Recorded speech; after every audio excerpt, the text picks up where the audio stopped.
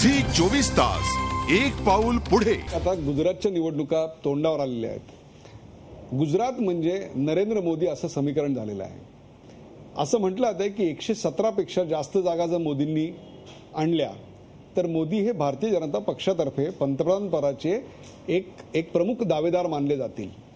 या सगळ्या निवडणुकांकडे भाजपचे केंद्रीय अध्यक्ष म्हणून आपण कसं पाहताय? बघा, 117 कमी अधिक हा प्रश्न महत्त्वाचा नाही आहे। विकासाच्या राजकारणामध्ये नरेंद्र मोदी हे एक रोल मॉडेल आहे। त्यांनी अतिशय उत्तम आणि चांगलं काम गुजरातमध्ये करून दाखवलेलं आहे आणि प्रधानमंत्री पदाच्या दृष्टीने जी 5-6 नावं आमच्या पक्षात चर्चेत आहेत त्यात त्यांचंही नाव आहे, त्यामुळे त्याचा संबंध संख्येशी नाही आहे। एनडीएतले आणखीन एक पार्टनर आहेत ते म्हणजे नितीश कुमार। नितीश कुमारांनी एनडीएचा पंतप्रधान हा सेक्युलर इमेजचा असावा अशा प्रकारचं एक विधान केलेलं आहे। हे कदाचित भारतीय जनता पक्षाच्या किंवा राष्ट्रीय स्वयंसेवक संघाच्या भारतीय जनता पक्षावरचा जो पगडा आहे त्याच्याशी विसंगत अशी भूमिका आहे। बघा, पहिली गोष्ट अशी आहे की नितीश कुमारांशी माझी चर्चा झाली आणि त्या चर्चेतून मी त्यांना सांगितलं की आम्ही जेव्हा प्रधानमंत्री पदाचा उमेदवार ठरवू तेव्हा एनडीए पार्टनरशी पण चर्चा करू। अजून काहीच नाही आहे। सूत न कापा जुलाव में लटालटी कशाला पाहिजे। जेव्हा आपल्याला वेळ येईल त्यावेळी आपण चर्चा करू, त्यामुळे असा कुठलाही प्रश्न सध्या नाही। पण एक गोष्ट मी तुम्हाला सांगतो की सेक्युलर शब्दाचा तुम्ही इंग्लिश डिक्शनरीमध्ये अर्थ काय? पंथनिरपेक्ष आणि सर्व धर्म समभाव।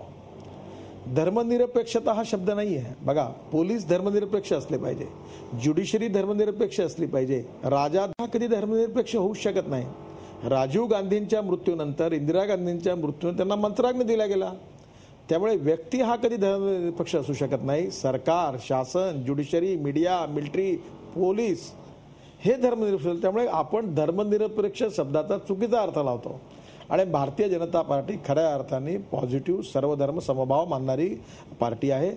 जात, पंथ, धर्म, भाषा आणि लिंगभेद याचा विचार न करता सामाजिक न्याय आणि आर्थिक न्याय आमची कटिबद्धता आहे आणि सगळ्यांबरोबर समान न्याय आणि सगळ्यांना समान विकासाची संधी या आधारावरच आम्ही काम करणार आहोत। या समाजातली अस्पृश्यता, जातीयवाद, छुवाछूत आम्हाला दूर करायची आहे आणि आमचा देश हा गाव, गरीब, मजदूर, शेतकरी यांचं कल्याण करून भय, भूक, आतंक, भ्रष्टाचारापासून मुक्त, सुखी, समृद्ध, संपन्न, शक्तिशाली हिंदुस्थान जगातली नंबर 1 ची ताकद बनवणं हेच भारतीय जनता पार्टीचं मिशन आहे आणि हाच भारतीय जनता पार्टीचा विचार आहे। त्यात आम्ही कोणाही धर्माच्या विरुद्ध नाही, जातीच्या विरुद्ध नाही, भाषेच्या विरुद्ध नाही।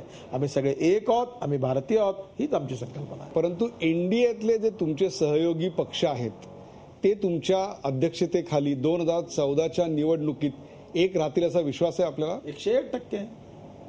दुसरं तुम्ही एक लक्षात घ्या की अनेक राज्य अशी आहे की तिथल्या रिजनल पक्षांना काँग्रेसचं सरकार नको आहे आणि आमची संख्या एकदा 160च्या वरती आली किंवा आमचं काही आडवं येत नाही, सगळे आमच्यावर येतात, सगळे येतील।